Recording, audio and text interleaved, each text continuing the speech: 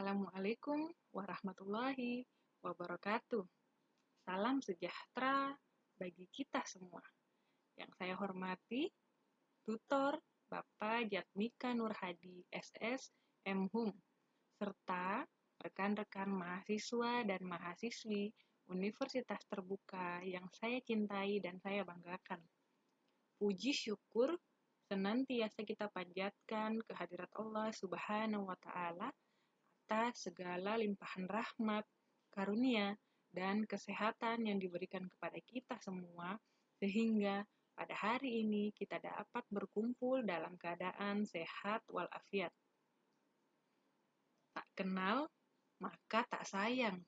Perkenalkan, nama saya Frahmaya Indraswari Putri, mahasiswi Universitas Terbuka, Fakultas Ekonomi, jurusan Manajemen, UPBJJ Jakarta.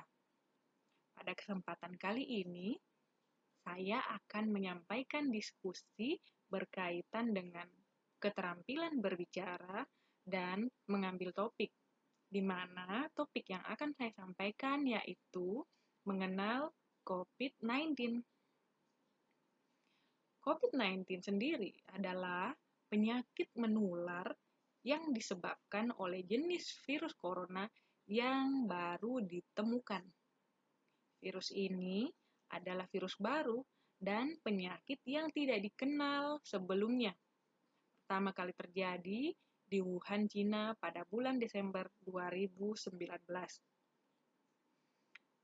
Perlu kita ketahui sejarah penemuannya. Pada tanggal 31 Desember 2019, WHO mendapatkan informasi mengenai kasus pneumonia yang terjadi di kota Wuhan, Provinsi Hubei, Cina.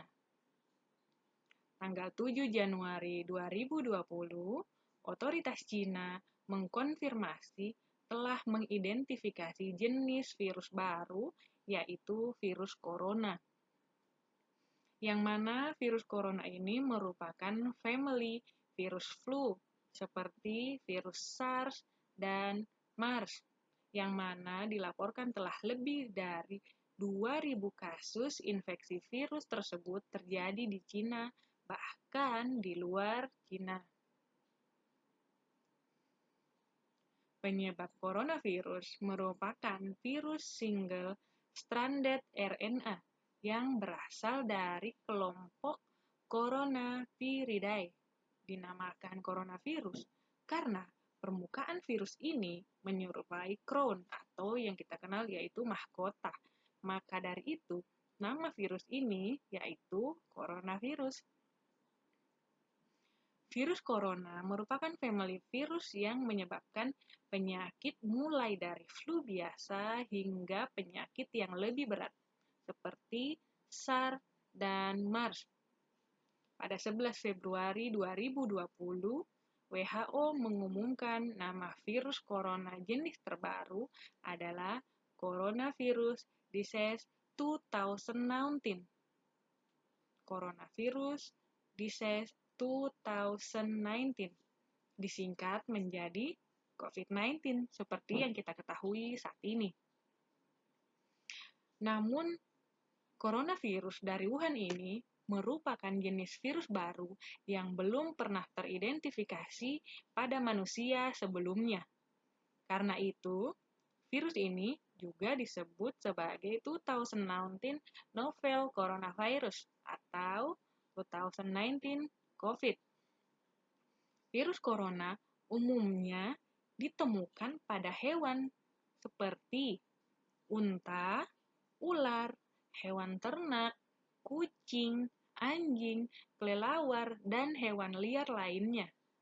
Manusia dapat tertular virus tersebut apabila terdapat riwayat kontak langsung dengan hewan tersebut. Misalnya, pada peternak atau pedagang hewan di pasar.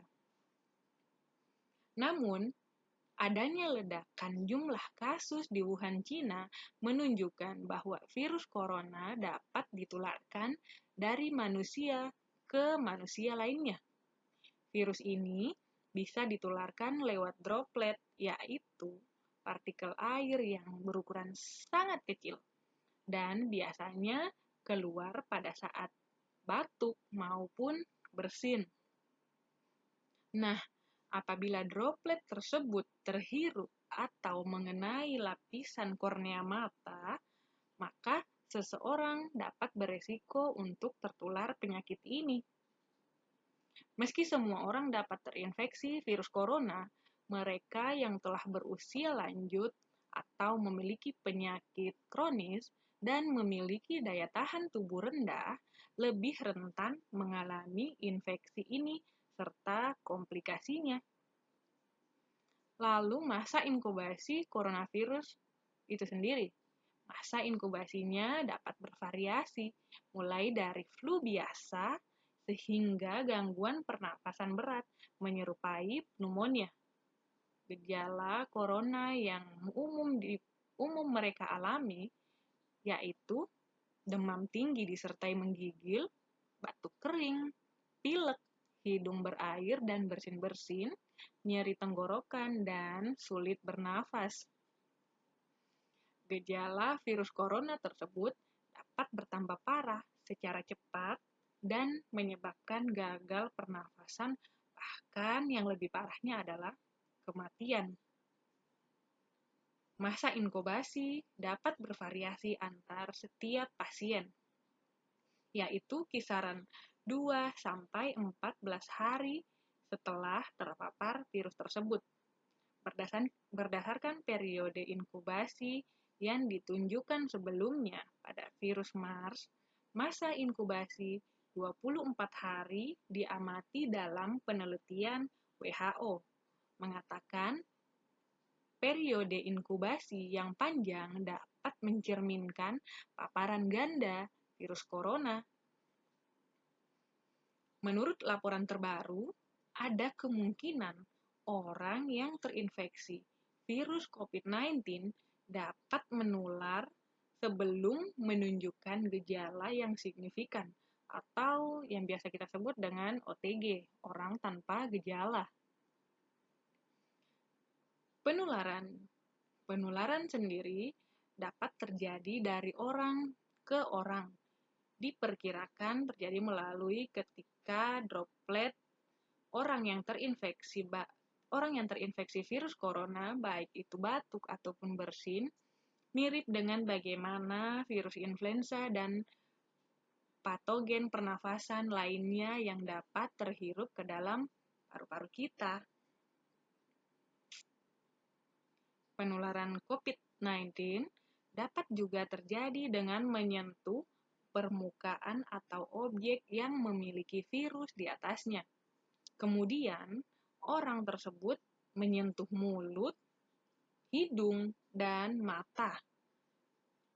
Apakah antibiotik dapat digunakan untuk mencegah dan mengobati COVID-19? Pertanyaan yang kebanyakan ditanyakan oleh orang-orang di luar sana. Perlu kita ketahui, antibiotik tidak bekerja melawan virus, melainkan antibiotik itu hanya digunakan untuk melawan bakteri. Antibiotik tidak boleh digunakan sebagai sarana pencegahan atau pengobatan infeksi virus. Namun, pemberian antibiotik diberikan pada infeksi sekunder bakteri yang mungkin terjadi pada saat pasien berada di rumah sakit atau sedang melakukan perawatan. Lalu, apa saja yang dapat kita lakukan dalam mencegah penularan COVID ini? Cara terbaik yang dapat kita lakukan untuk menghindari penyakit infeksi virus corona adalah melakukan tindakan pencegahan secara aktif. CDC menyarankan setiap orang melakukan tindakan seperti 1. Mencuci tangan dengan menggunakan sabun dan air mengalir selama 20 detik. 2. Apabila tidak memungkinkan atau tidak tersedia air dan sabun, bersihkan tangan dengan menggunakan pembersih tangan berbahan dasar alkohol. 3. hindari menyentuh hidung, mata, atau mulut, terutama bila tangan kita kotor. 4. Hindari kontak dengan orang sakit. 5. Tetaplah berada di rumah bila sedang sakit. 6. Tutup mulut dengan tisu dan menekuk siku pada saat batuk ataupun bersin. 7. Hindari kontak dengan hewan ternak secara langsung. 8. Hindari bepergian, terutama ke daerah-daerah yang terinfeksi coronavirus ini. 9. Hindari mengkonsumsi daging yang belum matang sempurna.